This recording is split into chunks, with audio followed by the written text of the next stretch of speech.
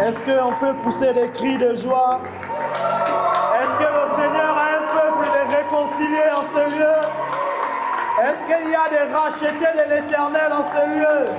Acclame comme celui qui est fils de Dieu, comme une fille de Dieu. Célèbre ton Dieu. Amen. Jésus n'est pas resté dans le tombeau, nous dit la Bible. Il est ressuscité le 3e jour. Amen. Alors que nous allons reprendre ce chant pour quelques minutes, nous allons faire passer la corbeille pour nos offrandes et pour ceux qui veulent ou qui ont préparé des dîmes. Je vais demander à Fabien.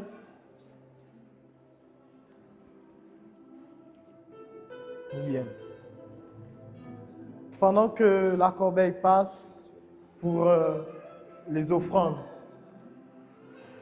Seigneur, nous te bénissons, te rendons grâce pour ces offrandes, pour ces dîmes.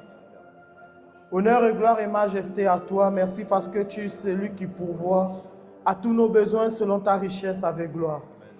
Tu es celui qui donne de la sémence aux semeurs.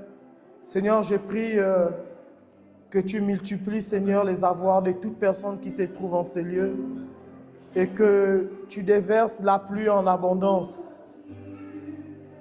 Merci Seigneur, que ces offrandes servent pour l'avancement de ton œuvre et que par elles ta gloire se manifeste dans le nom de Jésus. Apporter la paix. Alors que le mois d'août est le mois de la paix, j'aimerais lire un verset et nous allons chanter ce chant et nous allons déclarer la paix dans nos familles, la paix dans tout ce que nous entreprenons, la paix dans nos vies, la paix dans la vie de nos amis, des membres, des gens qui nous entourent, avec ce chant. La Bible déclare dans le livre de Jean, chapitre 14, versets 26 à 27. Mais le Consolateur, l'Esprit Saint, que le Père enverra en mon nom, vous enseignera toutes choses et vous rappellera tout ce que je vous ai dit. Je vous laisse la paix, je vous donne ma paix. Je ne vous donne pas comme le monde donne, mais que votre cœur ne se trouble point et ne se lamente point. Amen. Ici, c'est Jésus qui parle. Nous voyons qu'il y a la paix que le monde donne, mais il y a une paix au-dessus. C'est la paix de Christ. C'est la paix que Dieu donne. Amen. Le monde donne la paix, mais il y a de la tribulation. Et j'aime un homme dans la Bible appelé David. La Bible déclare, il dit, quand je marche dans la vallée de l'ombre de la mort, je ne crains aucun mal, car ton bâton et ta houlette me rassurent. Tu dresses en face de moi une table, en face de mes adversaires. Amen. Et quand il dit, quand je marche dans la vallée de l'ombre de la mort, ça veut dire, lorsqu'il y a des situations de la vie qui semblent vouloir m'engloutir, je ne crains aucun mal. Ça veut dire, il est en paix, car son Dieu est avec lui. Amen. Et David avait compris cela, que si Dieu est avec lui, au-delà des tumultes de la vie, il reste en paix. Amen. Pendant que les gens peuvent se lamenter, les hommes peuvent pleurer, la paix de Dieu garde ton cœur et tes pensées.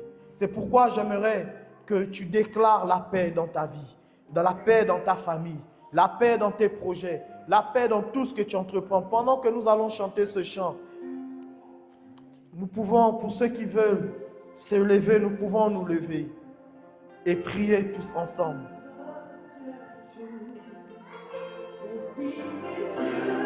Proclame la paix dans ta vie. Christ a payé le prix pour que tu sois en paix. Rien ne te retient en captivité.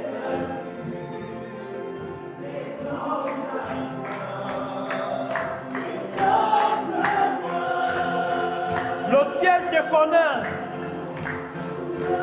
C'est pourquoi prie. Déclare la paix. Oui, Seigneur, nous prions pour la paix. La paix qui surpasse toute intelligence. Nous sommes gardés en Jésus-Christ. Rachetés à un grand prix. Seigneur, je déclare la paix dans nos vies. La paix dans cette église. La paix dans la vie des membres de cette église. La paix qui surpasse toute intelligence. Que là où il y avait le trouble, la paix règne maintenant.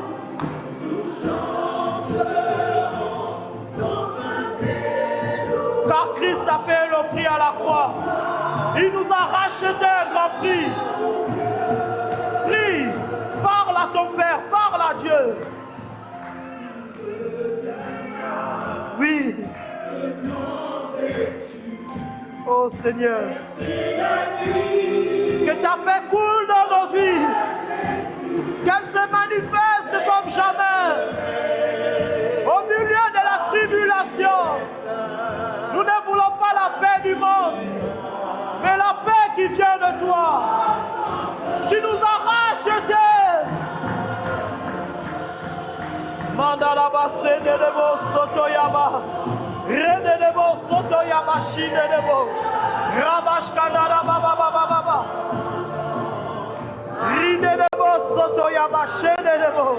Rabakanedeba Isatayaba. Que ta paix règne. Règne dans nos familles.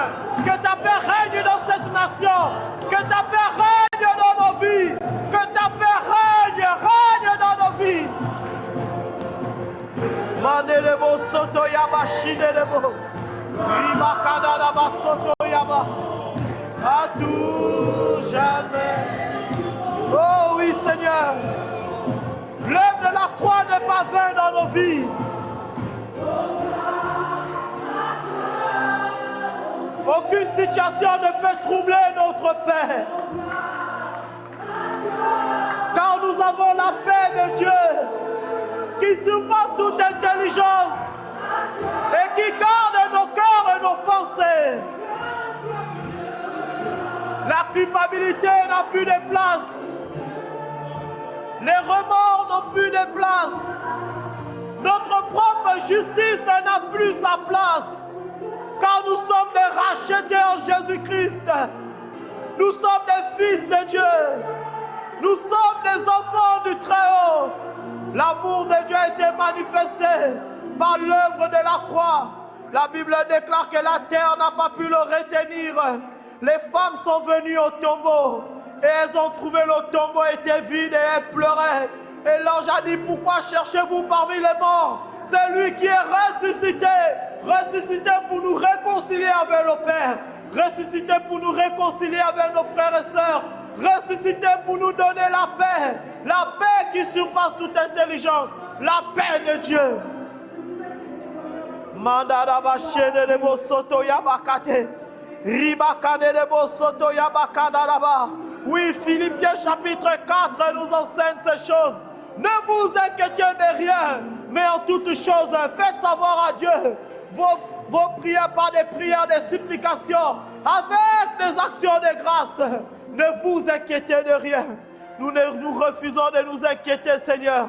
Nous déclarons que ta paix nous garde, que ta paix règne dans nos vies, que ta paix, Seigneur, nous garde, que ta paix règne dans nos vies, règne dans nos familles, règne dans cette église, en chacun des membres de cette église. Que ta paix règne, que ta paix règne. Oh, alléluia.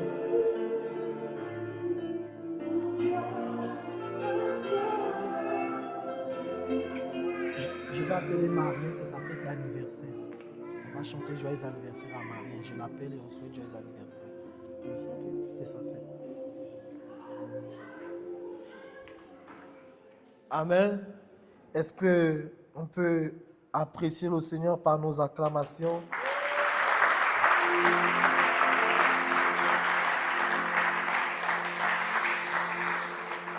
Je vais appeler Marien qui va nous partager la parole ce matin. Amen. Avec une très belle chemise, très élégant. Amen. Quelle grâce. Amen. Amen. Oh, acclame le Seigneur, sois pas jaloux. Bon,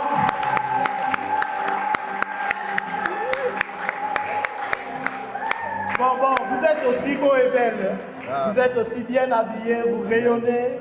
Amen. Amen. C'est la gloire de Dieu. Amen. Est-ce qu'on peut tous se lever? Est-ce qu'on peut tous se lever?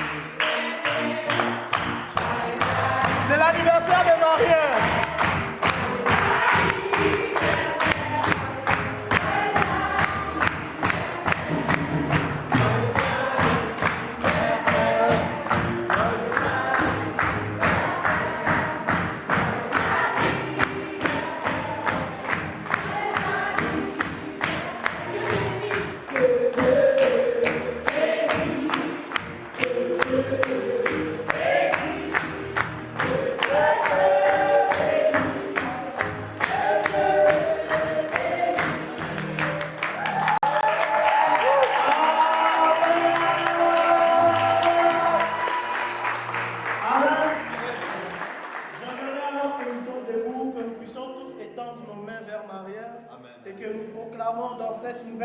De sa vie, des paroles de grâce, des paroles de paix, des paroles d'accomplissement, que l'Éternel puisse faire au-delà de ce qu'il veut, de ce qu'il attend de Dieu.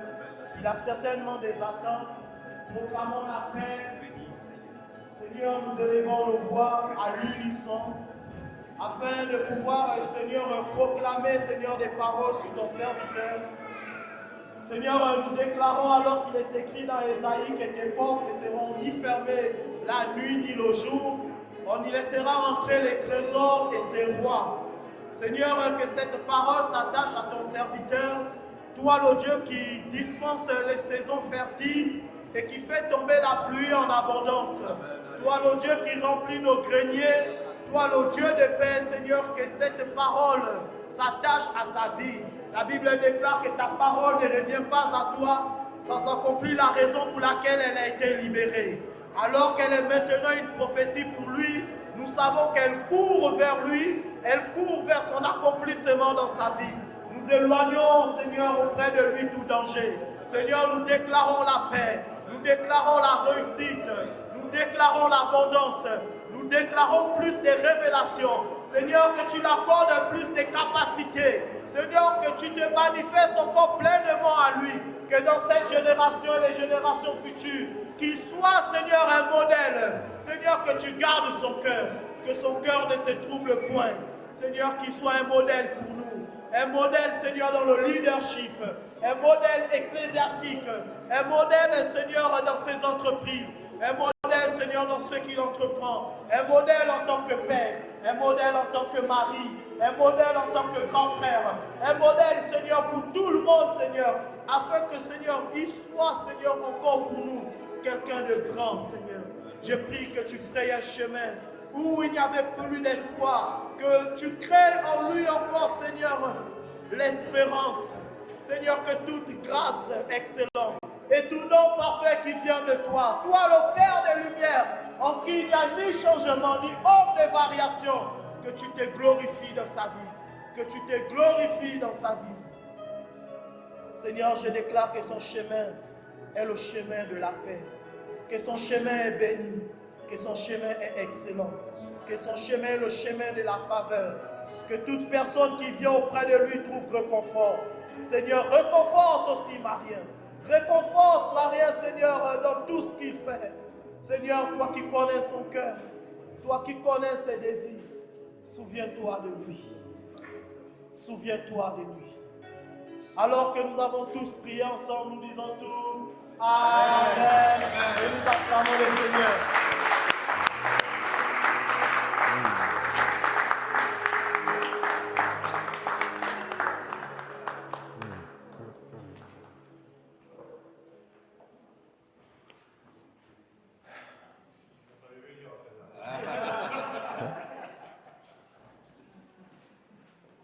Quelqu'un a un mouchoir par hasard à me prêter?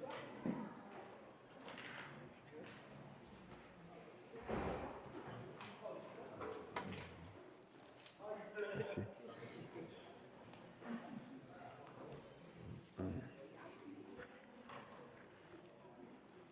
Amen. Alors les gens qui me connaissent bien, ils savent que je suis très émotif souvent. Même si je n'ai pas l'air comme ça, mais vraiment, je vous remercie Merci Narcy, merci à toute l'Église pour ces moments-là. Vous voyez, l'Église, c'est vraiment une famille. Et c'est une grâce de recevoir voilà, des temps forts comme ça de prière. Et je suis vraiment reconnaissant, même si je suis très ému, je suis très reconnaissant, mais que le Seigneur vous bénisse. Que le Seigneur vous bénisse et qu'il vous remplisse vraiment de toute sa grâce. Amen. Merci également pour toutes les personnes, en tout cas, qui œuvrent à l'Église.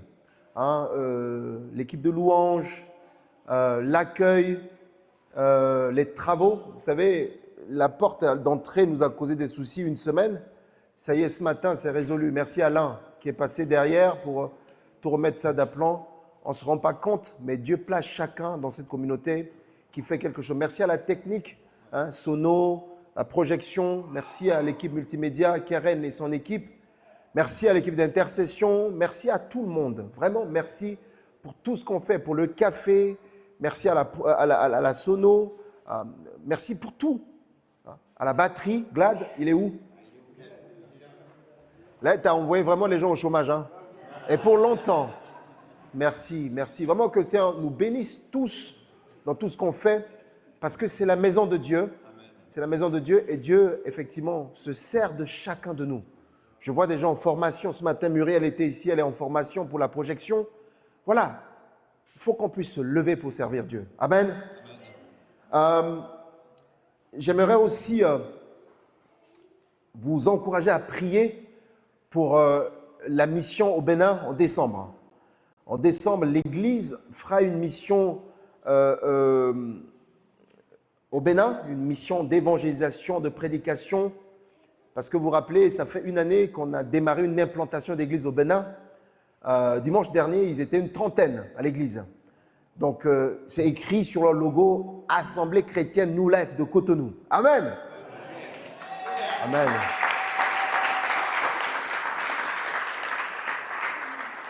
Une autre bonne nouvelle, c'est que cette semaine, j'ai eu une longue conversation avec le Togo. Donc, Dieu voulant, dans les jours à venir, on va démarrer un groupe de vie à Lomé, au Togo. Amen. Amen. Amen.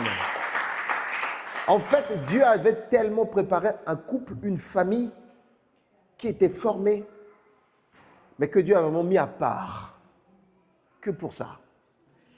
Et on a prié longtemps. J'ai beaucoup de contacts. En tout cas, j'ai eu des gens au Togo, à Lomé, avec qui on a discuté. C'est des bonnes personnes. Mais il fallait la personne. Et Dieu ouvre la porte sur cette personne qui est disposée avec son épouse. Ils ont quasi tout chez eux. Ils ont un petit hangar déjà prêt à démarrer un groupe de maison qui s'appellera effectivement Assemblée chrétienne New Life de Lomé. Amen. Donc nous prions pour ces choses-là. On ne se rend pas compte des temps de prière, on ne se rend pas compte de ce qu'on fait, mais Dieu a l'œuvre. La Bible nous a recommandé de jamais mépriser les faibles commencements. Il ne faut jamais nous regarder. Vous savez, Gédéon, quand Dieu a demandé à Gédéon, il dit « Toi, mon vaillant héros ». Gédéon dit « Mais ce n'est même pas la peine de m'appeler vers un héros. Si j'étais héros, comment est-ce que ma famille, mon peuple est massacré comme ça ?» Et l'armée qui était en face était tellement puissante. Mais Dieu a dit à Gédéon, Dieu a ouvert les yeux de Gédéon à un moment donné pour comprendre ce que les ennemis pensaient de lui. Les gens avaient tellement peur de Gédéon parce qu'ils savaient que Gédéon avait un grand Dieu derrière. Et même si on est une petite communauté ici, Dieu se sert de cette communauté pour bénir d'autres nations. Et nous y croyons. Et très bientôt, nous aurons effectivement le groupe de vie au Togo. Et donc, quand on va faire la mission au Bénin, on ira aussi au Togo pour rencontrer les frères et prier avec eux. Amen. Priez pour ça. Priez pour ça. Mais soyez aussi intentionnels. En octobre, on va avoir une offrande spéciale pour cette mission-là. Ce jour-là, ça va être le jour, the day. On va donner, on va compter l'argent en live. On n'a jamais fait ça ici.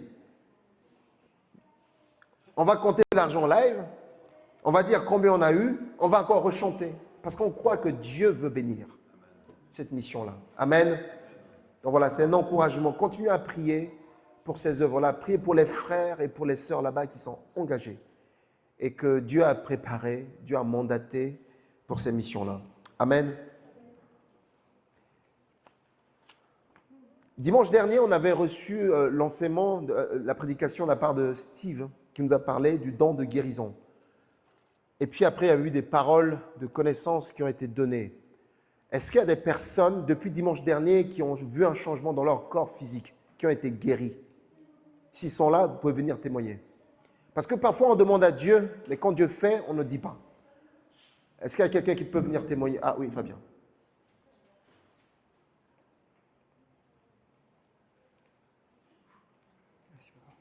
Shalom à tous, bonjour.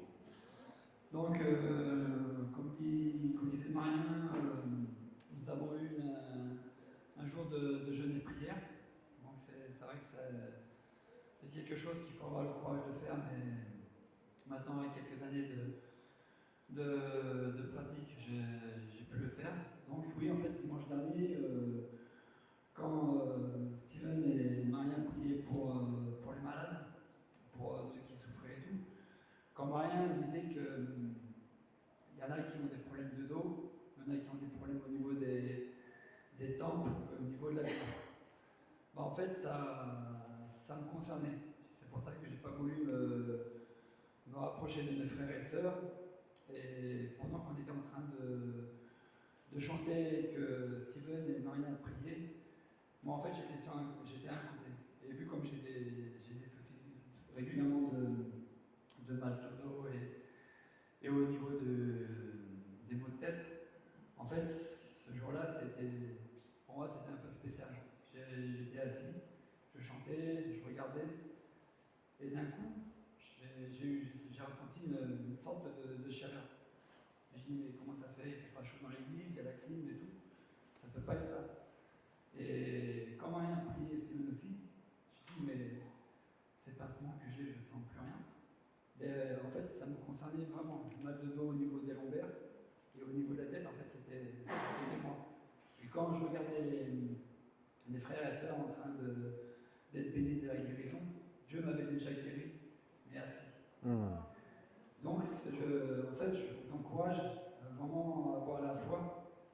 Et quand Dieu, comme on parle souvent en ce moment de la paix, c'est qu'en fait, il faut tout se confier à Dieu. Parce que c'est Dieu qui nous donne sa paix. Ce n'est pas notre paix. Parce que nous, notre paix, elle est aléatoire. Un coup ça va, un coup ça ne va pas. Que Dieu, c'est une paix illimitée. Et je l'ai aussi ressenti auprès de mon couple récemment. Parce que je me focalise beaucoup là-dessus. Parce que j'essaie de voir où j'en suis par rapport à la paix intérieure et autour de moi. Et j'ai vu qu'il y avait beaucoup de choses qui n'allaient pas. Et le fait de venir sur le sujet de la paix intérieure et de ce moment de cette grande journée que nous avons passée à l'église en jeûne et prière, il y a eu beaucoup de changements qui ont été faits récemment. Je me suis même relancé à continuer à mes recherches parce qu'il y a eu un moment où j'ai dit bon, on est en vacances, j'ai envie de faire comme tout le monde, me laisser aller, ça va peut-être aller au mois de septembre. En fait, non, le Saint-Esprit me pousse de dire tu as ma paix, garde cette paix que je te donne et va de l'avant. Donc je vous encourage à tous vraiment d'entendre cette paix que Dieu nous donne. Car sans lui, franchement, nous ne sommes rien. Nous ne pouvons ni avancer, ni exister. Si on souffre, si on respire tout ce matin, c'est grâce à lui. Et quand nous avons des moments difficiles, c'est pas de s'acharner sur qui que ce soit ou s'en vouloir à soi-même. C'est de remettre entre les mains de Dieu et de lui dire Seigneur, que cette paix que tu me donnes, qu'elle soit conservée, que je puisse vraiment avancer selon ta volonté, pas selon la mienne. Amen. Soyez bénis.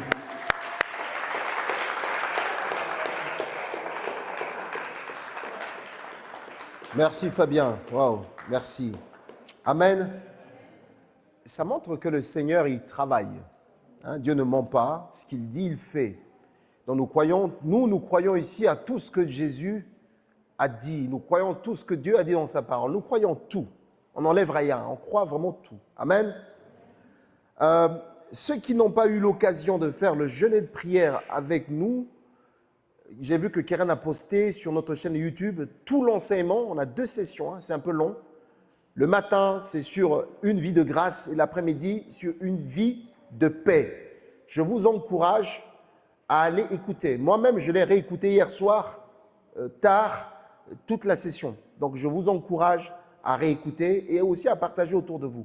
Parce qu'on a tous besoin de cette vie de grâce et de paix. Amen. Je reviens donc au message de ce matin. J'espère que vous allez tous bien. Ce matin, on poursuit effectivement la grande série que j'avais ouverte sous la direction du Saint-Esprit après le temps de Pâques, qui est la traversée du désert.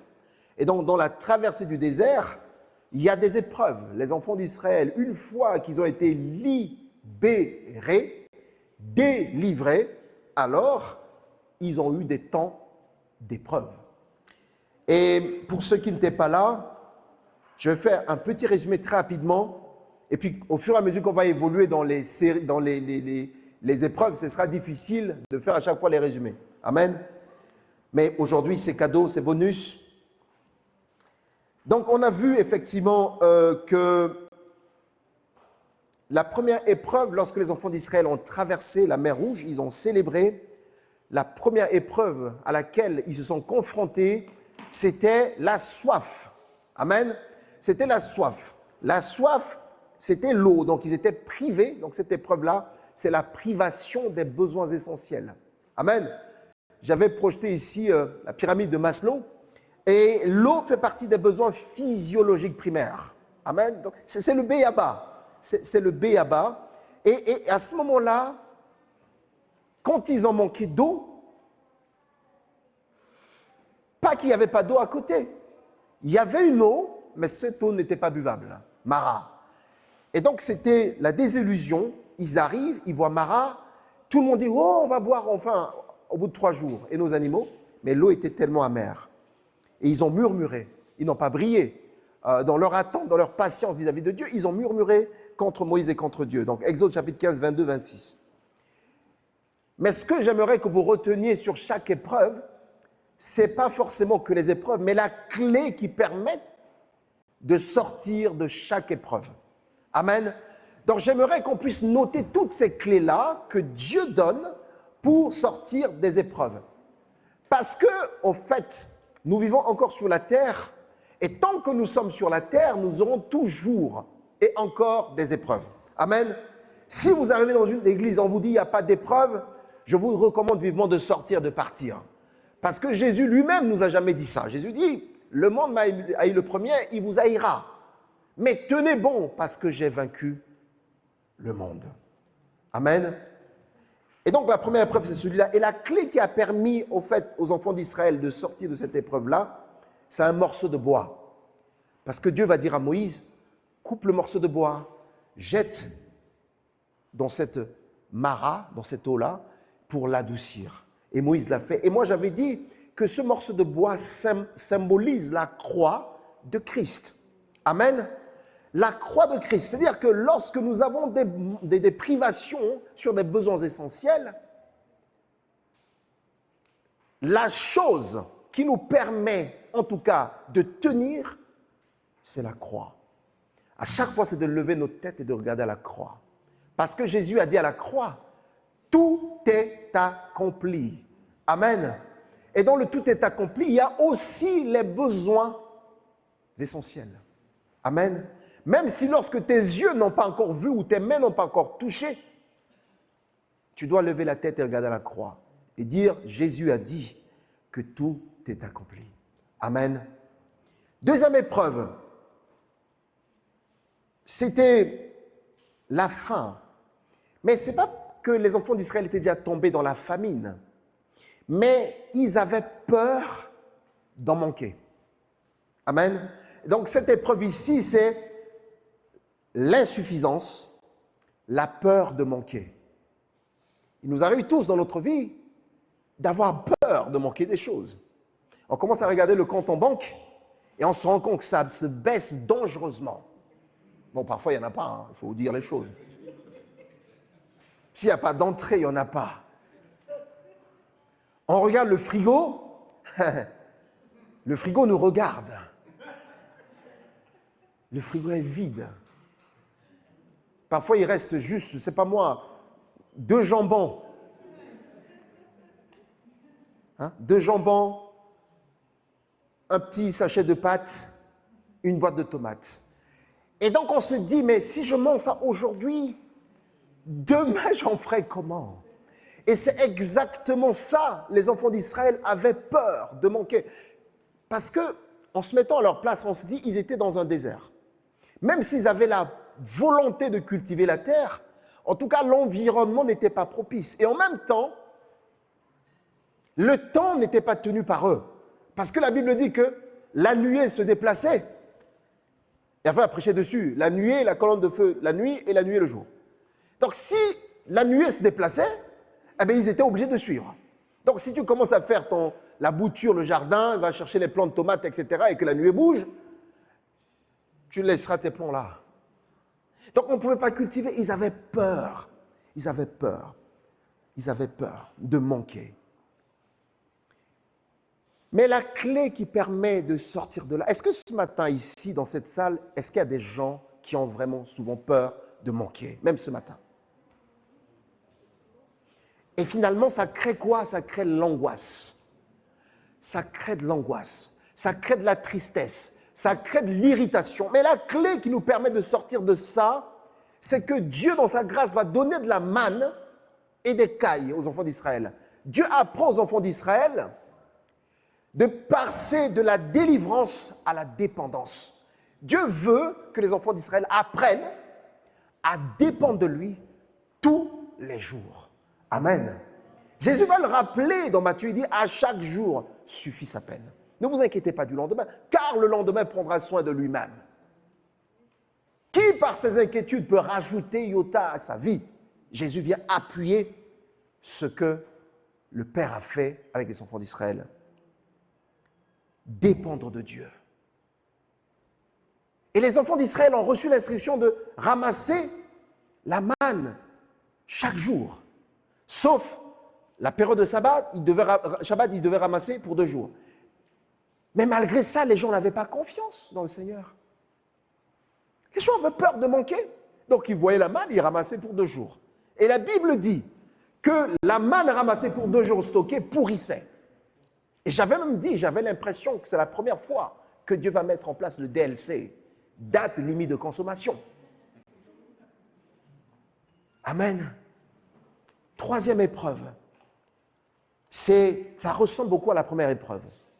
Ils arrivent à Réphidim, au désert de Réphidim, Exode chapitre 17, versets 1 à 7, et là, il n'y a plus d'eau. Mais il n'y a plus d'eau, il n'y a même pas Mara.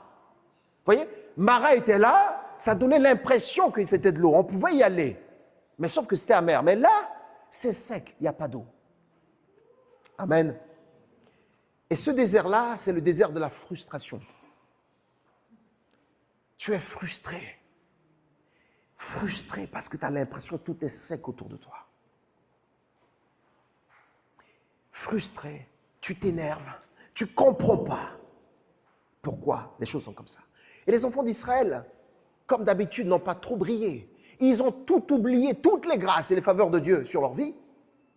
Et ils ont commencé, cette fois-ci, à critiquer violemment Moïse. Et pour la première fois, Moïse va éprouver le sentiment d'insécurité. Il va dire, Éternel, si ça continue comme ça, ils finiront par me lapider. Donc, ce n'était pas simplement des petites blagues, ouais, Moïse, donne-nous à boire. Non, non, c'était violent. Il sentait que si ça continue comme ça va mal tourner. Et Dieu va dire à Moïse, prends quelques anciens avec toi, avance, moi je te précède, va, frappe le rocher. Amen. Et donc la clé qui a permis aux enfants d'Israël de sortir de cette épreuve-là, c'est le rocher. Sauf que Corinthiens chapitre 10, 1 Corinthiens chapitre 10 nous donne l'identité de ce rocher. Il dit, ce rocher-là, c'est Christ, le oint de Dieu. Amen. Lorsqu'on est frustré, des choses, des tempêtes, lorsqu'on a l'impression que tout est sec autour de nous, lorsqu'on a l'impression que même tout ce qu'on essaie de semer ne pousse pas, que nos projets sont arides, que ce qu'on a voulu faire tourne au vinaigre. On est frustré. La clé, c'est Christ. Pourquoi? Parce que l'eau que tu cherches se trouve en lui. Voilà pourquoi Jésus va dire, en parlant du Saint-Esprit, que celui qui a soif, qu'il vienne à moi pour boire. Je lui donnerai de l'eau et de son sein jailliront une source d'eau. Il parlait du Saint-Esprit à partir de ce moment-là. Oui, le Seigneur, ce rocher, Christ est celui qui te désaltère. Et Dieu va dire aussi dans ces clés que moi-même je te dévancerai, je serai là. Dieu va insister à Moïse sur sa présence. Lorsque tu vis les frustrations, à la maison, au travail, dans tes projets, la solution c'est Christ. Regarde à Christ. Attache-toi à Christ. Et vous voyez la relation entre la première épreuve et la troisième? On parle d'eau, symbole du Saint-Esprit. Le troisième, on parle d'eau. La clé pour la première épreuve, c'est la croix de Christ. Troisième épreuve, on parle aussi de Christ, le rocher qui désaltère. Amen.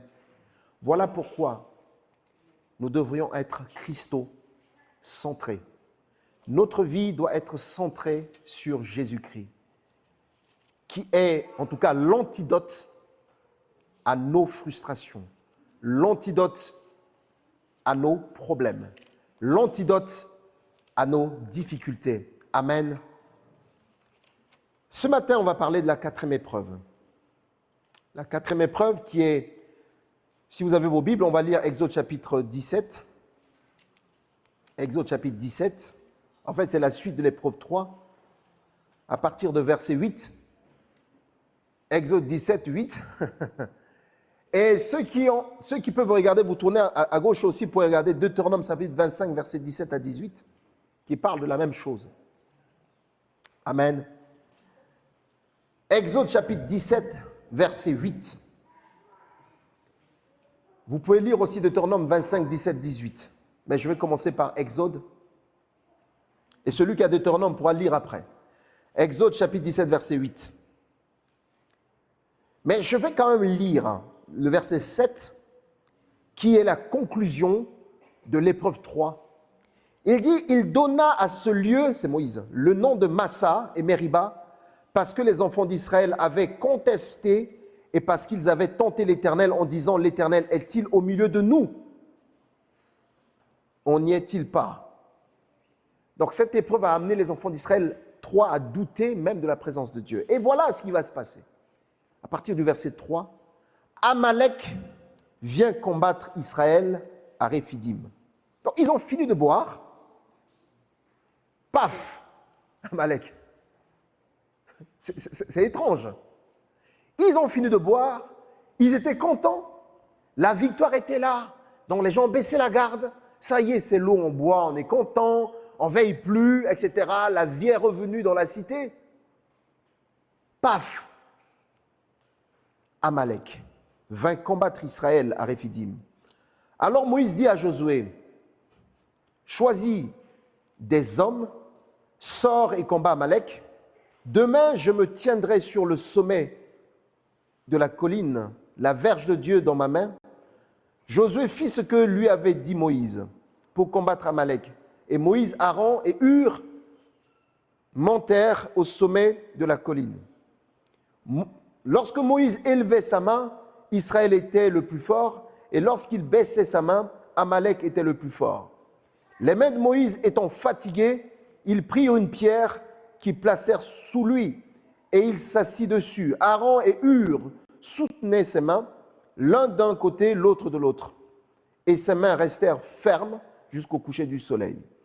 Et Josué vainquit Amalek et son peuple en tranchant de l'épée. Amen. Est-ce que quelqu'un a le Deutéronome 25, 17, 18, qui peut nous lire? Deutéronome chapitre 25, versets 17 à 18. Quelqu'un l'a trouvé? Oui.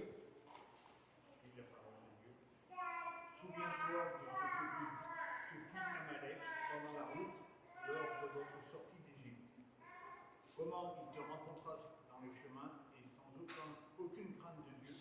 tomba sur toi par derrière, sur tous ceux qui se traînaient les derniers, pendant que tu étais là et épuisé toi-même. Amen. J'aimerais en quelques secondes qu'on puisse imaginer un peu la scène. Après la grande célébration, après la grande frustration, ils ont été exaucés, Dieu a opéré un miracle, ils ont eu l'eau. Et quand ils ont eu l'eau, c'était la fête, n'est-ce pas? Et quand on fait la fête, c'est comme si vous imaginez les militaires, ils enlèvent leur ceinture et posent par terre. Tout le monde dépose ses flèches. On baisse la garde. Le livre de Deutéronome qu'on vient de lire précise la nature de cette attaque-là. On dit qu'Amalek a frappé tous les traînards. Tous les traînards, ceux qui étaient restés derrière, Amalek les a frappés. Mais au fait, on n'est pas traînard qu'il veut. Et j'aimerais qu'on puisse réfléchir un peu sur pourquoi les gens étaient-ils traînards. Il y a plusieurs possibilités. Les gens étaient traînards, c'est-à-dire qu'ils traînaient les pieds, ils étaient vraiment au fond. Soit c'était des personnes malades, d'accord? Des personnes malades qui n'ont pas le même rythme que ceux qui étaient en bonne santé. C'était peut-être, il y avait peut-être des paralytiques. Il y avait des personnes chargées qui portaient des choses. Il y avait des enfants. Il y avait des vieillards. Et puis il y avait des gens qui étaient physiquement fatigués. Donc parmi les traînards, on a des faibles, je l'ai cité, personnes âgées, des malades, des enfants, même des femmes enceintes. Vous imaginez? Parce que la Bible ne nous dit pas que quand les gens sortaient, personne n'était enceinte. Hein. Ça se trouve qu'il y avait des femmes enceintes qui avaient 9 mois. Bien chargées. Celles-là ne pouvaient pas marcher au rythme de ceux qui étaient vaillants. J'ai dit, il y avait des personnes fatiguées. Il y avait des personnes malades. Il y avait des enfants, des gens épuisés. Mais il y avait peut-être aussi des rebelles. Ceux qui, à un moment donné, étaient fatigués de Moïse, ils disent, c'est bon, on n'a pas envie de suivre son rythme. On traîne les pieds, juste pour l'embêter. C'est ceux-là sur qui Amalek est tombé et qu'il a commencé à frapper, à tuer, à égorger, à éventrer. Quand on lit ce texte-là, souvent on a l'impression, voilà, c'est une histoire passée, mais c'est quand même très profond. On voit ici une barbarie et une atrocité inqualifiable. Une agression opportuniste et particulièrement cruelle. Ça ne nous rappelle pas ce que l'apôtre Pierre nous dit dans 1 Pierre chapitre 5, verset 8 à 9, qui dit « Soyez sobres, restez vigilants, votre ennemi le diable rôde autour de vous comme un lion rugissant cherchant qui dévorer. Résistez-lui avec une foi inébranlable, sachant que les mêmes souffrances sont imposées à vos frères dans le monde. » Amen. Quand on dit « soyez sobres », votre ennemi le diable rôde autour de vous cherchant qui dévorer, il ne dévore pas ceux qui sont en forme. Il va dévorer un par un ceux qui sont fatigués. Ceux qui sont fatigués physiquement, ceux qui sont fatigués spirituellement, ceux qui sont détachés des assemblées et qui traînent les pieds tout seuls, en loup solitaire. Tu deviens vulnérable et tu deviens une proie facile pour ton Amalek. Amalek n'a pas commencé à attaquer ceux qui étaient devant. Il a commencé à attaquer ceux qui étaient derrière.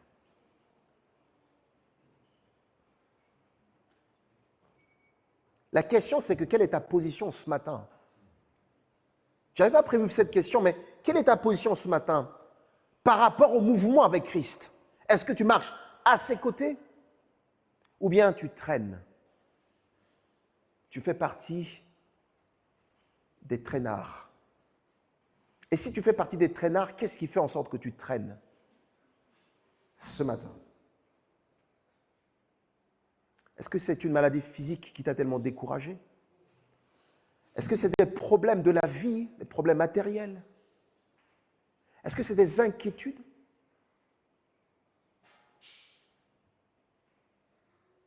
Est-ce que simplement tu as décidé de te déconnecter de Dieu et de vivre ta foi à ta sauce? Et ce matin, c'est possible que tu rejoignes les rangs.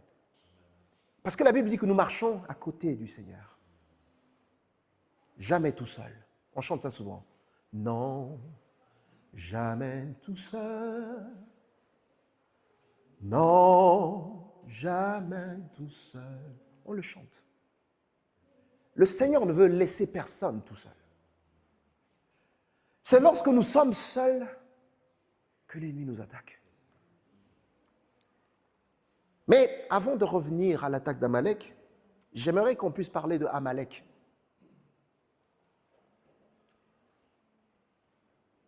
En tout cas, l'étymologie de son nom, enfin la signification de son nom, est incertaine. Mais il y a des tentatives d'explication, en tout cas théologiques traditionnelles, sur ce que ça veut dire Amalek. Quand on prend déjà la racine en hébreu Am, qui veut dire peuple, il y a deux possibilités. Donc, on a Am, Lakak. Lakak en hébreu qui veut dire lécher.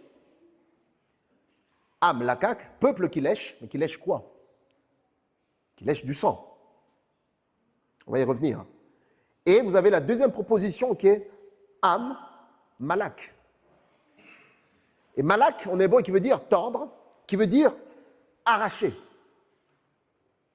C'est bon? Donc si on voit l'interprétation traditionnelle du nom d'Amalek, c'est le peuple qui lèche le sang. Donc là, on a une image de la rapacité. Un oiseau qui vient, les rapaces qui... Ah, on arrache. On est intéressé par le sang.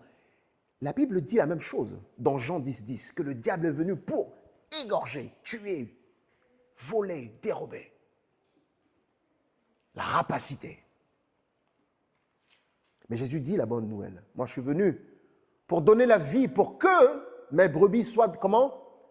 Dans l'abondance. Amen. Et quand on s'intéresse même à la valeur numérique, parce que vous savez, en hébreu, les chiffres et les lettres, ça dit souvent, ils ont des explications. La valeur numérique du nom d'Amalek, c'est 240. Et c'est la même valeur numérique du mot doute en hébreu qui dit safek, le doute. Donc, Amalek, il représente à la fois cette forme de rapacité, mais cette forme de quelqu'un qui est là pour créer le doute. Mais quand on voit le dessin portrait robot, on parle de qui on connaît. La rapacité, le doute.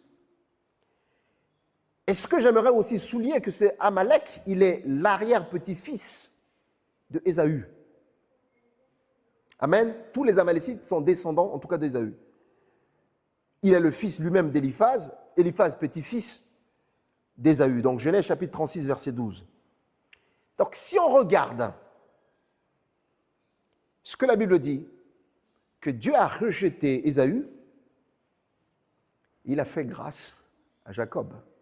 On l'a tous lu. Amen. Et quand on lit la Bible, que Dieu a rejeté Lucifer, il a précipité. Et Dieu nous fait grâce à nous. Ces peuples, c'est racheté. Amen. Et on va y revenir. Amalek ici n'est pas simplement la descendance, n'est pas simplement un ennemi historique. On a l'impression qu'il devient, le vrai terme, il devient vraiment l'archétype. L'archétype, c'est-à-dire que c'est un modèle original.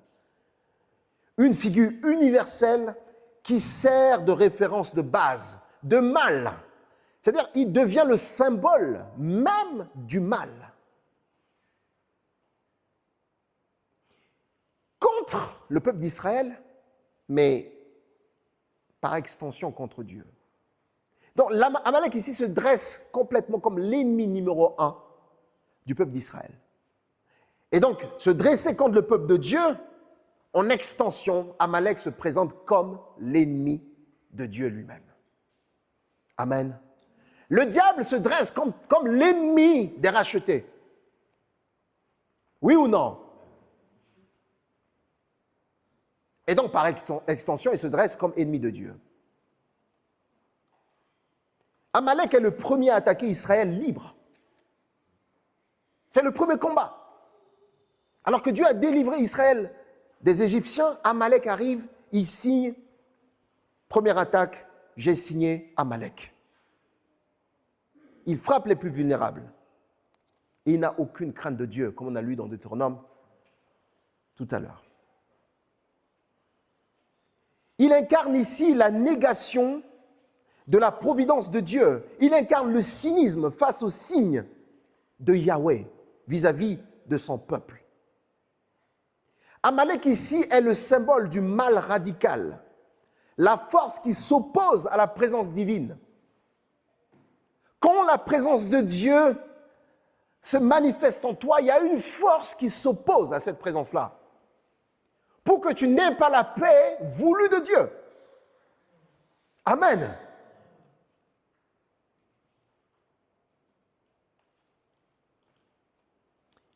Amalek est une force spirituelle, organisé en armée, parce qu'il n'est pas venu tout seul. Il est organisé. Et la Bible dit que le diable, il est là, il n'est pas renvoyé tout seul. Il est organisé aussi en bande. Il y a le diable et il y a ses démons. Amen. N'est-ce pas là le portrait robot du diable, l'ennemi des chrétiens et de ton âme? Le diable rejeté par Dieu, Ésaü rejeté par Dieu. Premier à s'attaquer aux hommes et aux femmes rendus libres grâce à l'œuvre de Jésus à la croix. Quelqu'un qui vient à peine de donner sa vie à Jésus,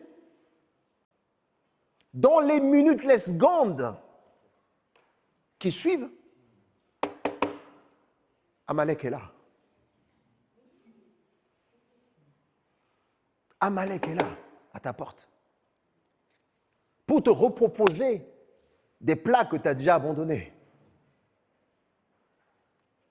Pour te dire, mais tu sais, Jésus, c'est pas grave, hein. De toute façon, on a dit que tu es déjà sauvé. Donc tu peux de temps en temps revenir, ce n'est pas ça qui va t'empêcher d'aller au ciel. Voilà pourquoi on a beaucoup de chrétiens qui sont des chrétiens yo-yo. Un pas en avant, un pas en arrière. Amalek.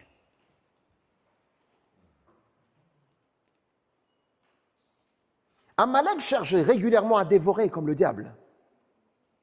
Et il est organisé. Maintenant, revenons sur l'attaque. L'attaque, quand Moïse s'est rendu compte, il n'y avait pas des gens en talkie-walkie au fond qui disaient « Attention ici, Alpha, Moïse, etc., l'attaque, etc. » Il n'y en avait pas. Les gens ont dû commencer à crier. La poussière a dû commencer à se soulever parce qu'il n'est pas venu à pied, certainement à dos de cheval, etc., etc. Donc les gens ont vu des cris, les gens ont vu la poussière, ont entendu des cris, la poussière qui se monte. Il dit, il y a un truc qui se passe. Mais ce qui m'a retenu l'attention, c'est que Moïse n'a pas paniqué face à cette attaque barbare. Moïse va s'appuyer sur deux clés. La première clé, c'est l'organisation. Et vous allez vous rendre compte que tout de suite après le chapitre 18, son beau-père va venir lui reparler de l'organisation. Jéthro. Moïse va parler, première clé, c'est l'organisation. Moïse va dire à Josué, choisis-nous des hommes, sors et combat Amalek. Et demain, je me tiendrai sur le sommet de la colline, la verge de Dieu dans ma main. Amen. Donc, on s'organise. Pas pris de panique, oh, on commence à prier, Jésus. Non. Organisation. Le problème, c'est quand le diable nous prend souvent de court parce qu'on a baissé les bras. Au lieu de s'organiser, on commence à se paniquer. Il s'est d'abord organisé. Parce qu'il savait que son ennemi était organisé. Amen. Dans le monde, tout le monde est organisé, sauf les chrétiens. On n'est pas organisé. On n'aime pas s'organiser. On n'a pas envie. Oh, mais Dieu, la grâce. On en a entendu ici. Oh, mais la grâce de Dieu. La Bible dit que Dieu lui-même a travaillé 6 jours. Et il s'est reposé le 7e. Ce n'est pas de l'organisation, ça? Vous lisez Genèse, hein? Vous voyez comment Dieu a commencé à créer. Il n'a jamais sauté l'étape. Hein? Il a commencé à créer ça d'abord. Le 2e jour, il a fait ceci. 3e jour, il a fait cela, etc., etc. Dieu, il le fait. Nous, non.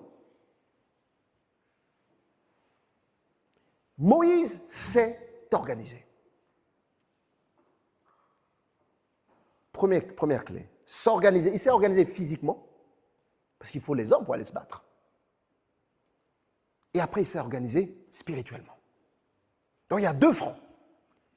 Il y a un front terrestre et il y a un front aérien. En fait, l'armée moderne n'a rien inventé.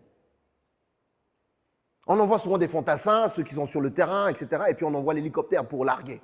Ça, on a l'impression que c'est nouveau. Ce n'est pas nouveau. Moïse avait compris que pour que le peuple d'Israël remporte, il faut que nous puissions avoir 2 fronts. Un front terrestre et un front aérien.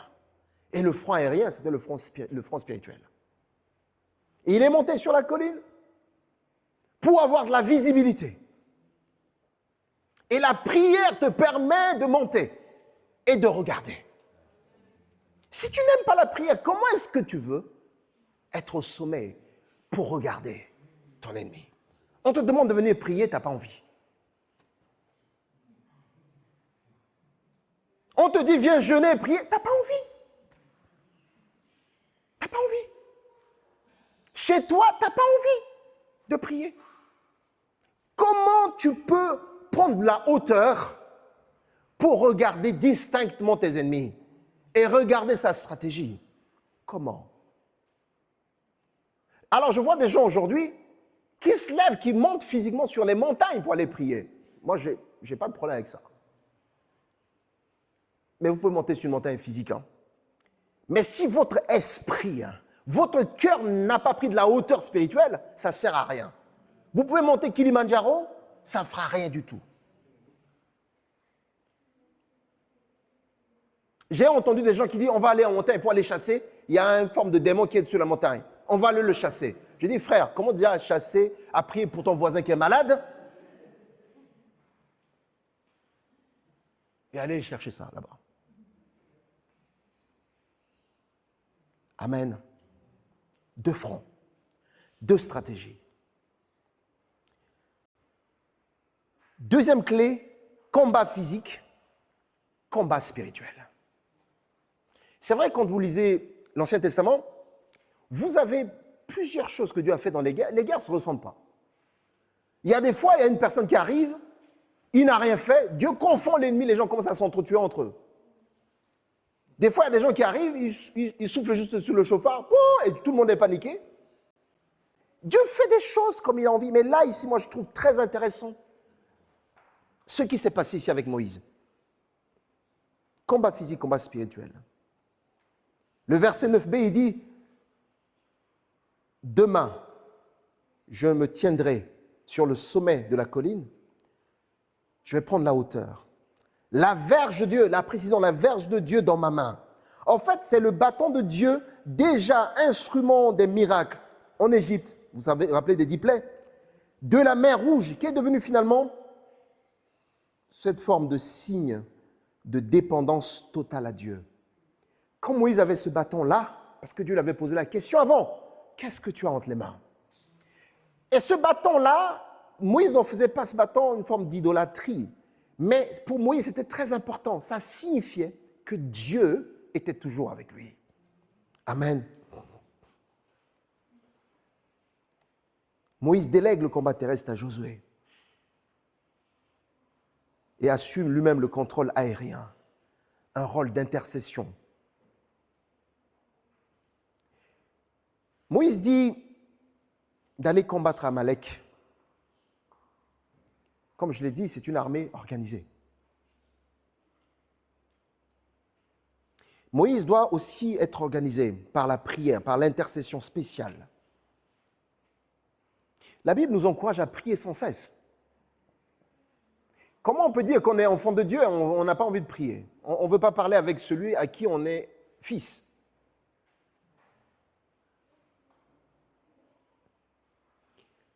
Et on est parfois doué à confier que nos sujets. Ah, priez pour moi pour ça. D'accord frère, d'accord sœur, on va prier. Mais est-ce que toi-même tu pries par rapport à ça? Parce que si tu ne pries pas par rapport à ton sujet, en fait, ça se trouve qu'on n'est même pas en accord avec toi. Ça se trouve que tu nous as simplement dit par ta bouche, mais ton cœur est ailleurs. Ça se trouve que tu nous as dit, priez pour moi, mais ton cœur te dit, va voir un charlatan. À ce moment-là, on n'est pas accordé. Amen.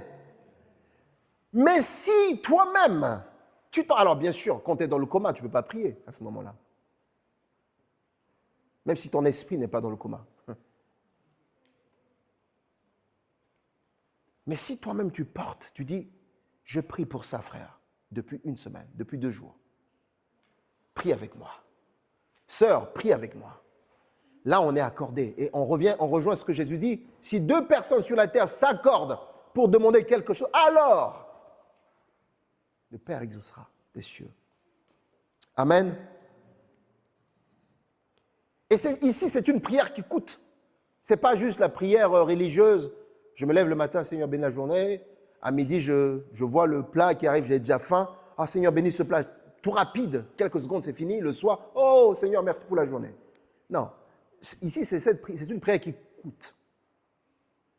Une prière qui coûte. Une prière qui coûte à Moïse parce que ses bras étaient dans des situations, des conditions inconfortables. Lever la main comme ça toute la journée, avec son âge. Bon, j'ai vu quelqu'un là qui est fan de foot, qui a son truc, il rentre dans le stade, il lève la main comme ça, 90 minutes. Alors, je ne sais pas s'il tient vraiment les 90 minutes. Hein. Bon, bravo à lui. Mais Moïse a fait toute la journée. Si jamais vous avez ses coordonnées, vous le dites, Moïse en a fait toute la journée. Amen. Les mains de Moïse ne pouvons pas laisser rester indéfiniment en hauteur. Et la Bible dit que lorsque Moïse levait la main, Israël prenait le dessus. Et si les bras de Moïse se baissaient, Israël était dominé. Donc, l'intercession, frères et sœurs, c'est quelque chose de sérieux. Hein? Quand on prie, c'est sérieux. On ne remplit pas des rôles, on ne remplit pas des tâches. C'est vraiment sérieux. Si tu pries pour un frère, est-ce que ça te coûte ton temps? Est-ce que ça te coûte une petite partie de ta nuit? C'est sérieux. Les 2 fronts ici, créés par Moïse, étaient spirituellement liés. Le combat terrestre, physique, dépendait du combat spirituel qui était livré dans les airs. Parce que Moïse avait compris que nous n'avons pas à lutter contre la chair et le sang, mais contre les esprits mauvais dans les lieux célestes. Éphésiens 6. Amen. Mais ce que j'aimerais vous dire ce matin, c'est la notion d'équilibre.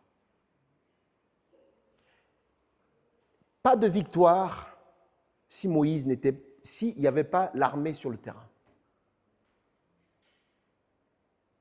Si l'armée n'était pas déployée, Josué n'était pas déployé sur le terrain, il n'y avait pas de victoire. Il ne devait pas avoir non plus de victoire, même si Josué était avec son armée sur le terrain, si Moïse ne priait pas. Ça veut dire quoi? Ça veut dire que le Seigneur doit nous aider à sortir de ce chemin bouléen, 0 ou 1, qu'on a ramené dans l'Église de Dieu. Le tout spirituel, et on n'agit pas, ou bien le tout physique, et on oublie de prier. Amen. Je suis intelligent, je sais faire des choses, etc. Donc, je n'ai pas besoin de Dieu. Ouais, mais c'est de la mécanique, j'ai appris à l'école. Oui, mais c'est le ménage, on n'a pas besoin de Dieu, on le nettoie, on balaie, etc., etc. Mais non. L'équipe de ménage de l'église qui est dirigée par Belvia, quand l'équipe vient ici pour faire le ménage, eh bien, ils prient d'abord. Ils font le ménage. Un jour, j'étais là avec Hervé, ils ont prié avant de commencer. Et un autre jour, je suis venu, je passais là, je les ai vus. Là, ils avaient fini le ménage. Elles ont reprié. Je dis, mais le ménage est fait.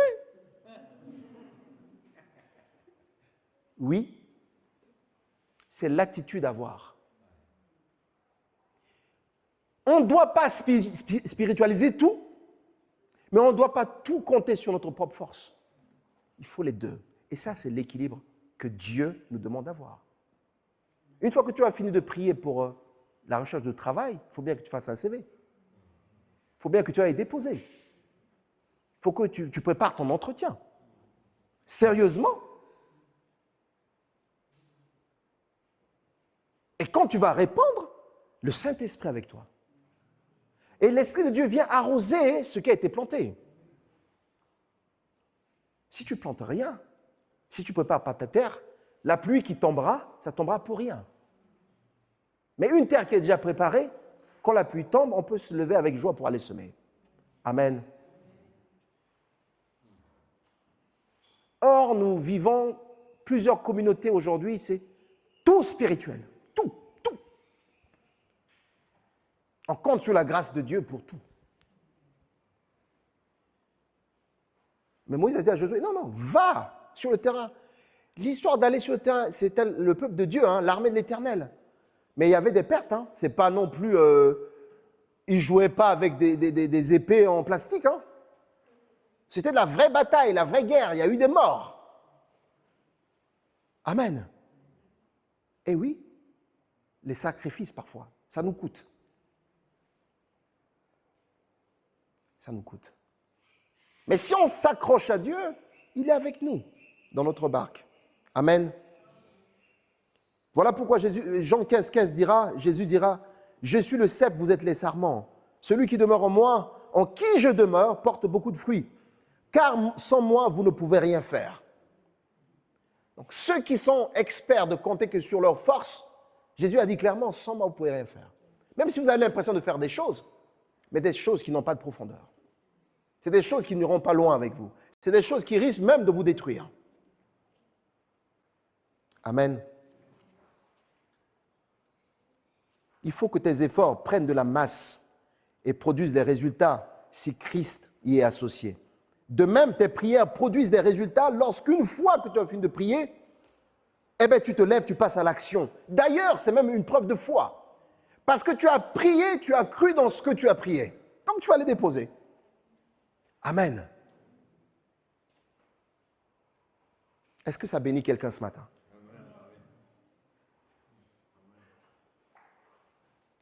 Même dans l'intercession, seul Moïse ne pouvait pas tenir trop longtemps. Moïse était vieux. Et même si c'était Franck plus jeune, je parle de Franck Berthier, avec des muscles, avec ce costaud, même si c'était Emmanuel, je pense que tu te tiendras. Tu n'en avais pas de tenir. Tu peux te lever un peu, Manu, s'il te plaît? Amen. Est-ce qu'on peut acclamer le Seigneur pour Manu? Emmanuel, avec ça, tu ne peux pas tenir toute la journée. Les bras en l'air. Ce qui s'est passé, c'est qu'à un moment donné, Moïse commençait à être fatigué. Il baissait les mains, Josué perdait. Il levait les mains, Josué gagnait. À un moment donné, le texte ici dit, ils ont pris une pierre, ils ont mis sur lui. Mais quand vous regardez cette pierre-là, ce n'est pas le Pétras, c'est le Pétros. Ça rejoint le rocher dont on a parlé. Amen. Ce n'est pas le Pétras, c'est le Pétros. Christ. Donc, alléluia.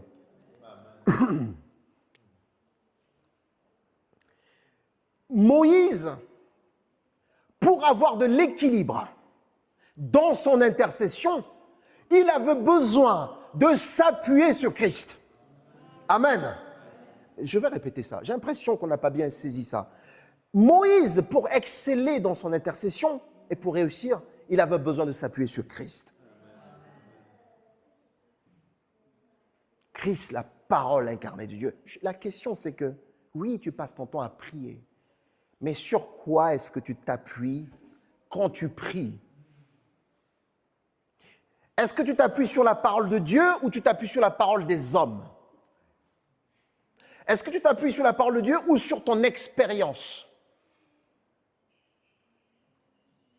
Moïse était assis sur Christ, un rocher.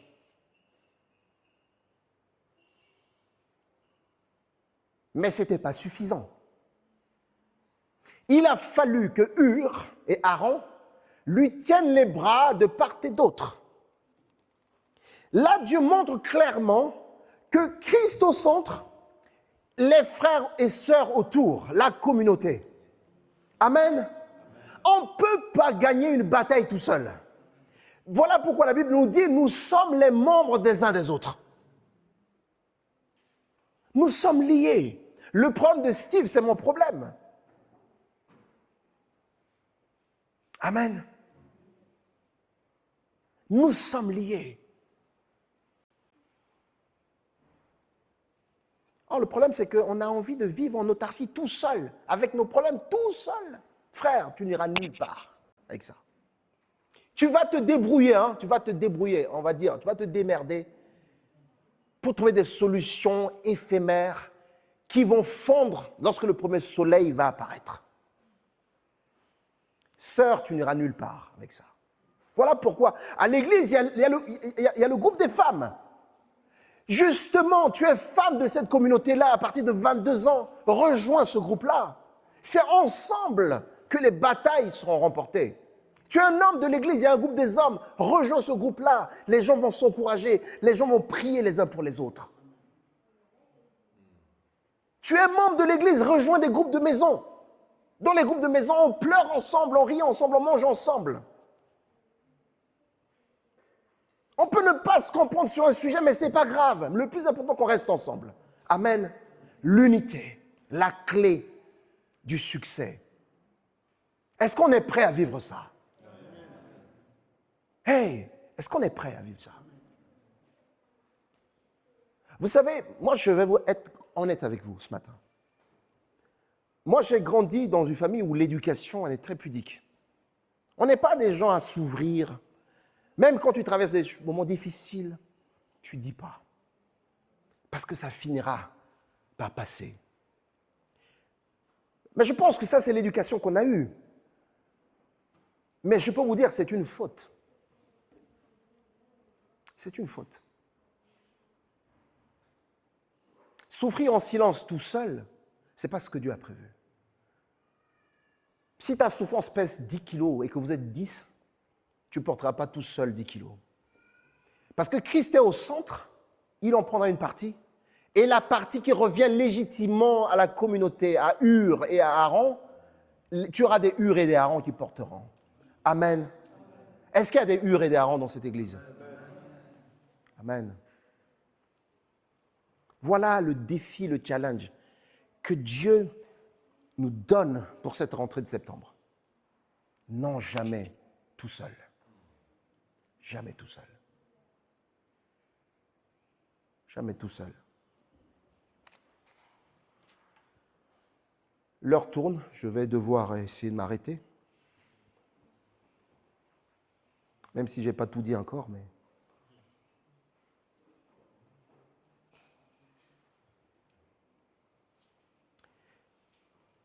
Vous savez, cette guerre n'était pas la volonté de Dieu. Cette guerre-là n'était pas la volonté de Dieu.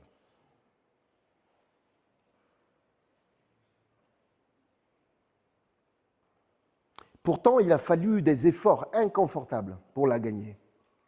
Le plus simple serait que quand Moïse baissait les mains, Israël gagne. Et quand il lève la main, Israël perd. C'était le plus simple, le plus confortable. Mais non, il fallait qu'il lève la main. Tu as besoin que tes mains soient levées vers le ciel. Quand ta main est levée vers le ciel, c'est aussi une forme de soumission et de dépendance. Pour dire que tout ce que tu as, tout ce que tu es, ne dépend pas de toi, mais dépend de celui qui est la source de toutes ces choses-là. Lever les mains vers le ciel montre aussi que tu n'es rien sans lui. Lever les mains vers le ciel, c'est aussi une forme de dire, Seigneur, tu vois, je suis juste un vase et mes mains levées, c'est comme un tuyau qui va drainer la pluie qui va venir dans les vases. Amen.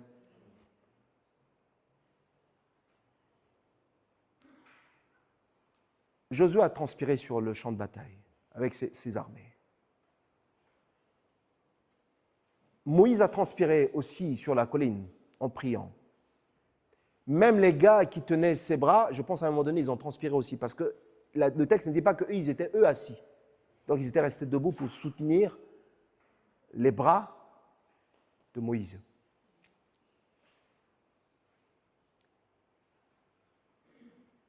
Amalek, aujourd'hui et ce matin, il attaque. Tu te sens peut-être fatigué physiquement, moralement. Tu te sens abandonné, tu te sens tout seul, toute seule. Et c'est là où Amalek va venir te faire des propositions.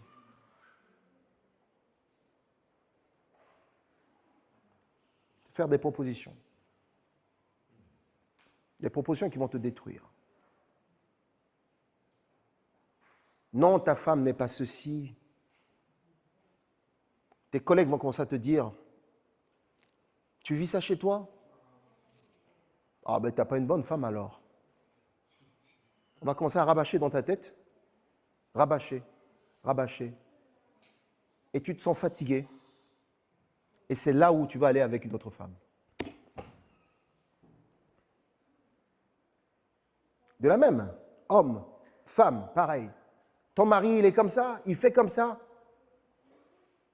C'est là où tu vas aller avec un autre homme. Amalek, parce que tu es fatigué. Amalek t'attaque quand tu es distrait. Préoccupé et distrait. Préoccupé par les choses de ce monde, distrait parce qu'oublions de veiller et de prier. Amalek t'attaque lorsque tu vis des moments de manquement. Et il te fait des propositions. C'est pas normal que tu manques ça, ça, ça, ça. Et tu commences à recevoir la pression. Et cette pression peut te faire sortir de la route. D'aller vers des choses illicites. Voilà pourquoi on trouve des gens parfois qui se lancent dans la prostitution. Hommes comme femmes.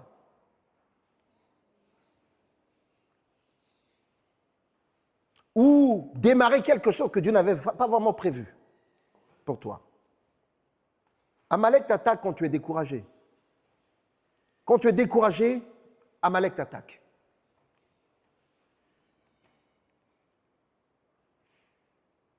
Et c'est à cause de Amalek que Abraham est parti avec Agar. Hein. Amalek.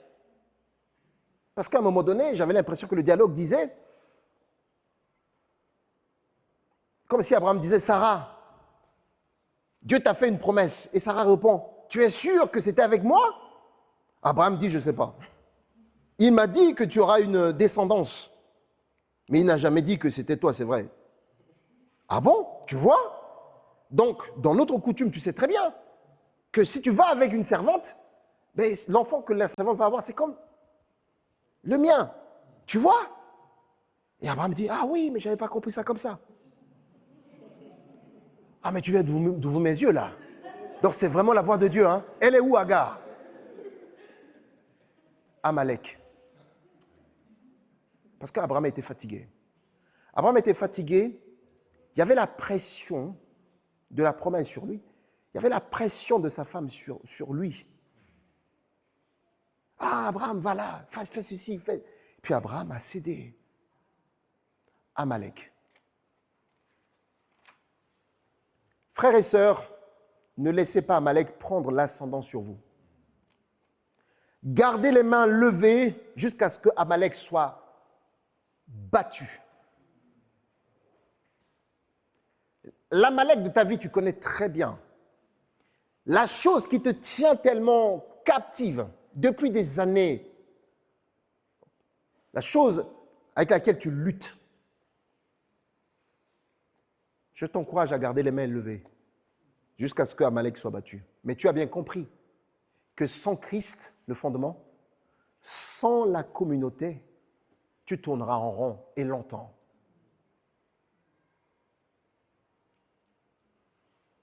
Face à Amalek, Moïse s'est organisé. Jésus a dit aux disciples, veillez et priez, afin que vous ne tombiez pas en tentation. Les disciples ont dit, oh mais non, on a décidé de ne pas tomber en tentation. Ce n'est pas question de décider, frère. Ça n'a rien à voir, j'ai décidé d'eux. Ils ont tous dit, on ne t'abandonnera pas. On se connaît, on sera avec toi. Ça n'a rien à voir. Parce que la sincérité des disciples n'était pas la vérité. Pierre était sincère quand il a dit à Jésus, écoute, je ne t'abandonnerai pas, je serai avec toi. Il était sincère. Mais ce n'était pas la vérité. Parce que la vérité, c'était Jésus. Amen. Donc ce n'est pas question de décider. C'est une histoire de rester permanemment 24 heures sur 7 dans la présence de Dieu. Plus tu es dans la présence de Dieu, plus Amalek n'a pas le temps de tourner autour de toi. Même il va rôder, mais il ne rentrera pas. La présence de Dieu. La présence de Dieu. Amalek est là pour détruire et voler ta paix. Jésus-Christ, alors proche de la croix, avait lui aussi vu sa joie être menacée.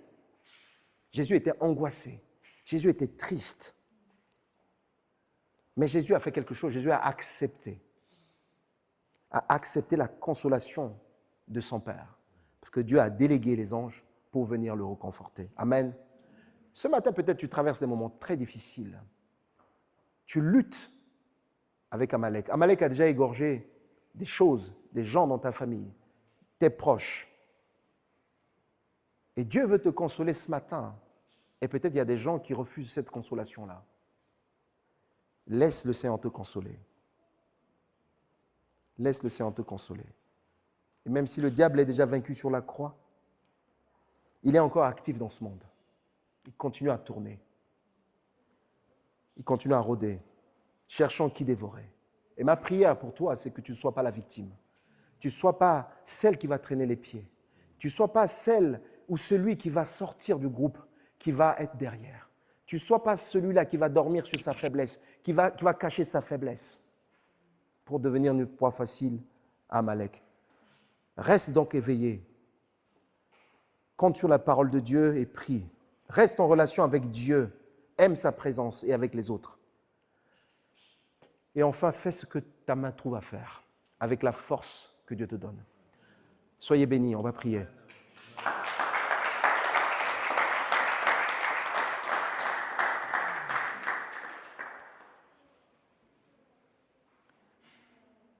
Seigneur, nous prions ce matin.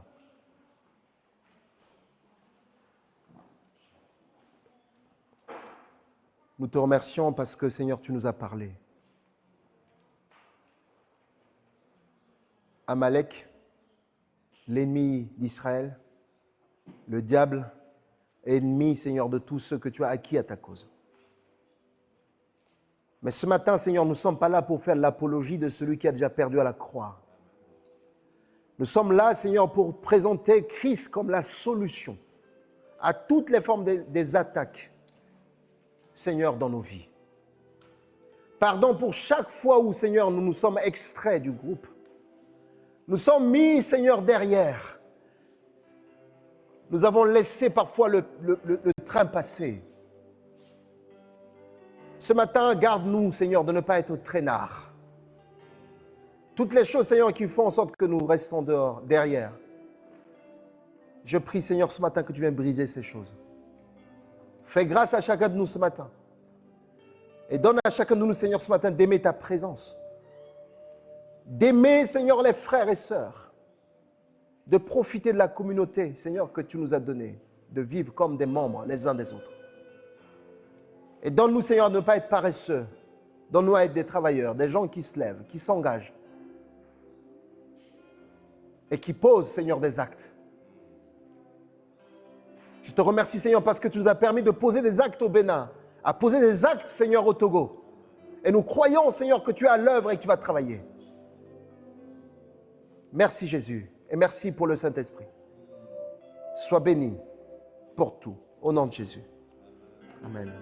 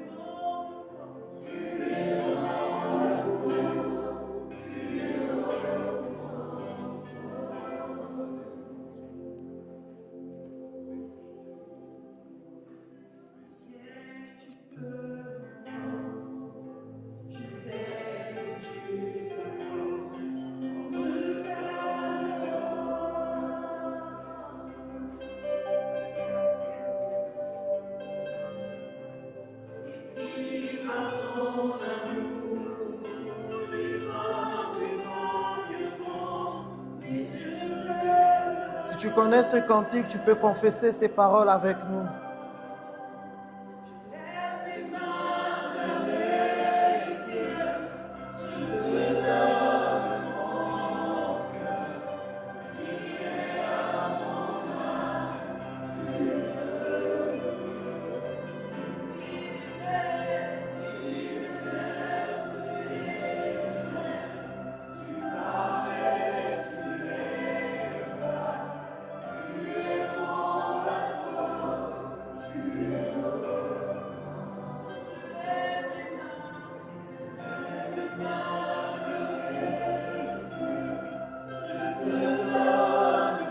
Tu peux lever tes mains vers les cieux.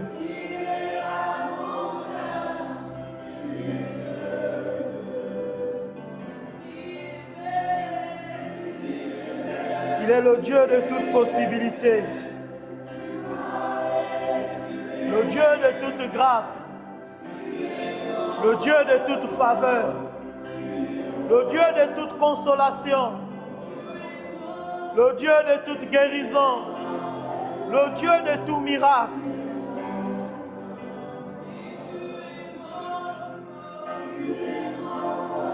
Le véritable repos se trouve en toi, Seigneur.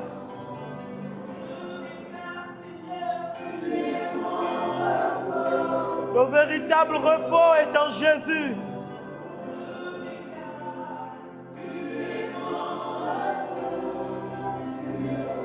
Le véritable repos est en Jésus.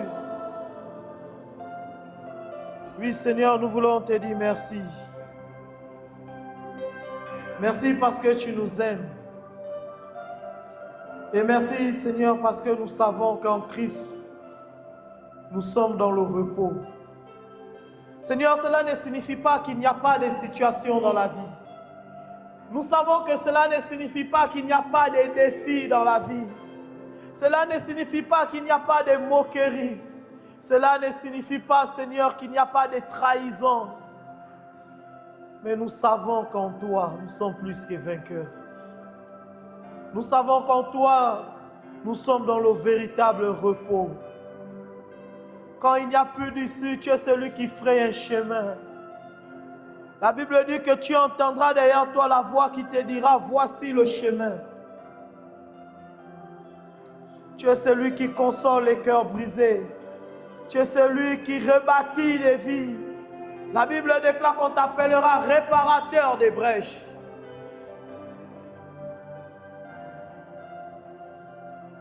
Alors que nous nous appuyons sur toi, nous relevons nos têtes, car nous marchons dans la victoire. La Bible dit que tu es riche pour tous ceux qui t'invoquent. Riche pour tous ceux qui t'invoquent. Tu es riche pour tous ceux qui t'invoquent, Père. Riche pour tous ceux qui t'invoquent.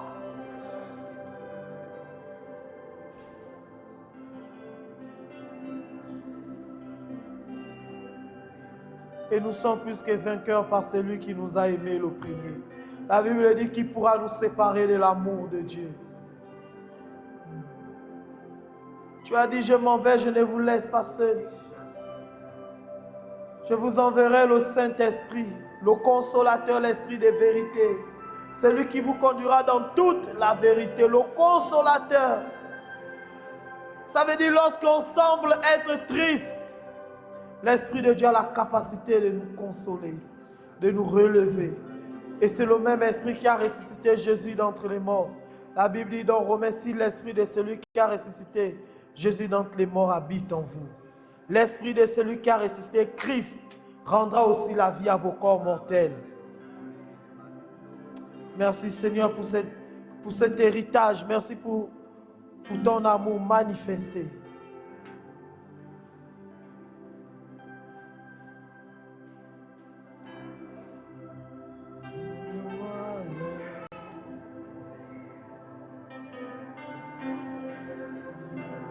Oh Saint-Esprit.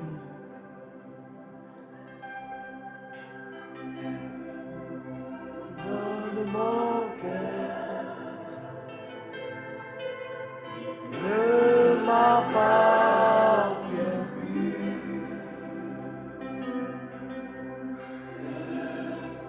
J'ai du meilleur. Pour toi, Jésus.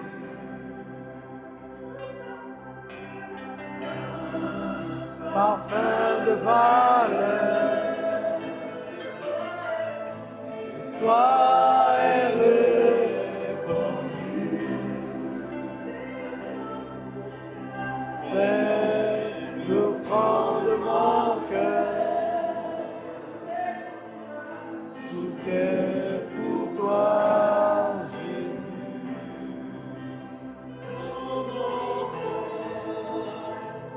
Oh mon cœur, je te donne tout.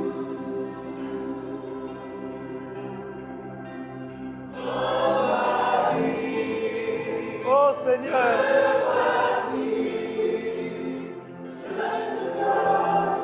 Je voulais annoncer le mariage prochain. Tu veux que je puisse en faire?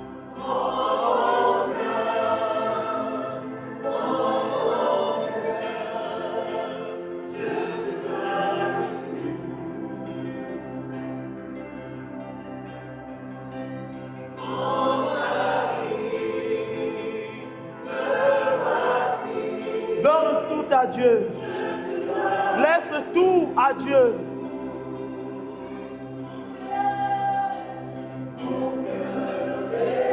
Une vie de lâcher prise, où tu laisses le Seigneur te conduire.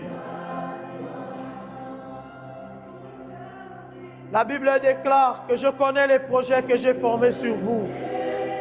Des projets de paix et non de malheur, afin de te donner un avenir et de l'espérance. Avant que tu ne sois formé dans le ventre de ta mère, je te connaissais. Je t'avais établi prophète des nations. Il y a le plan de Dieu dans ta vie. Il y a le programme de Dieu pour ta vie. Laisse tout au Seigneur. Fais confiance à Dieu. Même quand tu sembles ne pas comprendre, fais confiance à Dieu. Narcis, fais confiance à Dieu. Même quand tu ne comprends pas, fais confiance à Dieu. Même quand tu penses que tout est fermé, fais confiance à Dieu. Même quand tu as l'impression que c'est en train de sombrer, fais confiance à Dieu. La Bible me parle d'un homme appelé Lazare. Jésus avait dit que Lazare n'allait pas mourir et Lazare est mort. Tu as peut-être reçu une promesse de Dieu et tu as l'impression que c'est le contraire qui est en train de s'accomplir. La Bible dit que Lazare était mort depuis 4 jours. Mais quand Jésus est arrivé, Il a dit, Père, je sais que tu m'exauces toujours. Lazare sort, alors que son corps était déjà décomposé. Tu as l'impression que cette situation est finie. Mais réveille la mémoire de Dieu. Réveille sa mémoire. Il dit dans Ésaïe, réveille ma mémoire. Venons et plaidons ensemble, réveille sa mémoire. Ce n'est pas fini. Il n'est pas un homme pour mentir, ni le fils de l'homme pour se repentir. Ce que sa bouche déclare, sa main puissante l'accomplit. Habakkuk nous enseigne que cette parole court vers son but, vers son accomplissement. C'est une prophétie certaine dans nos vies. La parole de Dieu est la prophétie par excellence. Nous te rendons grâce. Merci pour ces moments. Merci Saint-Esprit pour ta présence. Amen. Amen.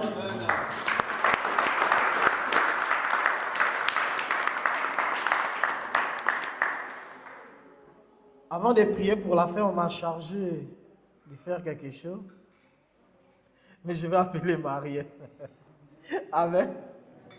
Ça va être rapide, hein? Je n'étais pas préparé. Ça va être rapide. Donc, il y a des mariages qui arrivent. Vous savez, à New Life, les gens se marient. Ah mais ça pas... À New Life, les gens se marient.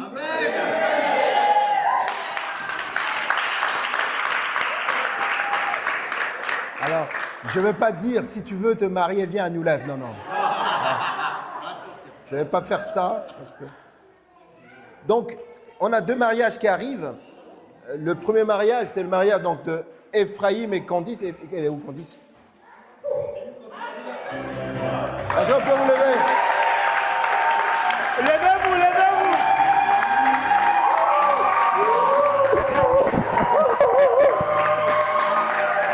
Voilà.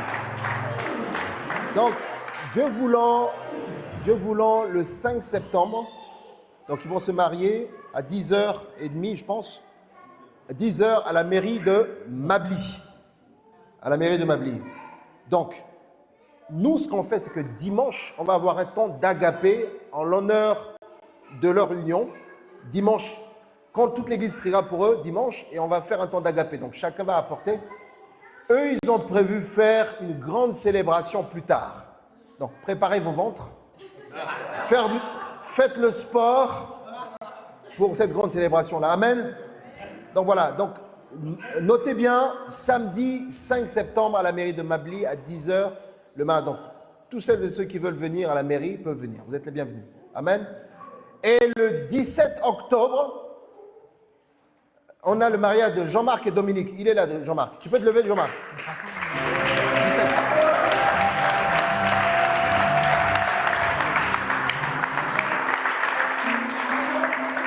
Alors, il ne va pas se marier tout seul. Il se marie avec Dominique qui n'est pas là ce matin. Donc, pareil aussi, le 17 octobre, on aura le temps de rappeler, ils vont se marier à la mairie de Rouen, je pense l'après-midi. On aura un temps de célébration ici, juste après la mairie, et avec un vin d'honneur style agapé, parce que nous sommes une famille, l'église apportera, etc. Et après, ça va s'arrêter là. Donc, priez pour ces deux mariages-là, pour que Dieu puisse les accompagner. Amen.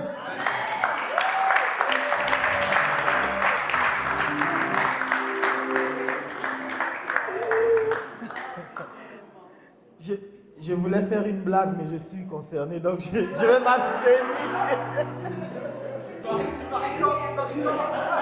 Les frères, faites les demandes en mariage.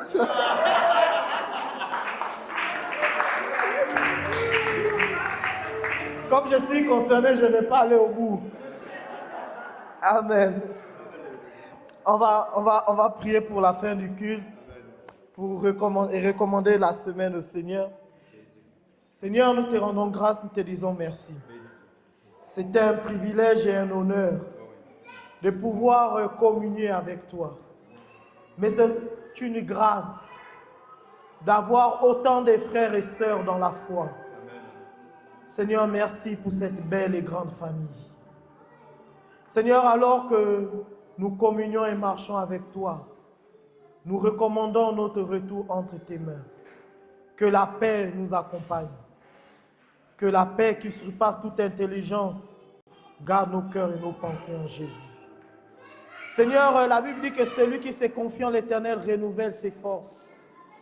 Seigneur, tu vois tous ces projets, les projets missionnaires, projets de mariage. Seigneur, merci parce que nous te les confions et nous savons que ta faveur se manifeste toujours. Nous savons aussi que tu nous exauces car ta grâce et ta bonté reposent sur nos vies. Seigneur, je te recommande cette semaine, que cette semaine soit une semaine de bonnes nouvelles, une semaine d'accomplissement, une semaine de grâce et faveur, une semaine, Seigneur, où nous témoignons ta grandeur. Seigneur, alors que nous allons nous retrouver mardi pour le culte d'enseignement, merci de nous ramener tous ici. Et nous reviendrons dimanche et en semaine pour toutes nos activités. Merci que ta grâce et ta faveur se manifestent. Donne à chacun la force d'acquérir ce dont il a besoin. Et donne aussi la force à chacun de revenir vers toi, de témoigner, manifester son premier amour envers toi. Seigneur, nous voulons nous appuyer sur toi. Nous voulons être des Aaron, des Uri, des Moïse pour les autres. Dans le nom de Jésus. Amen.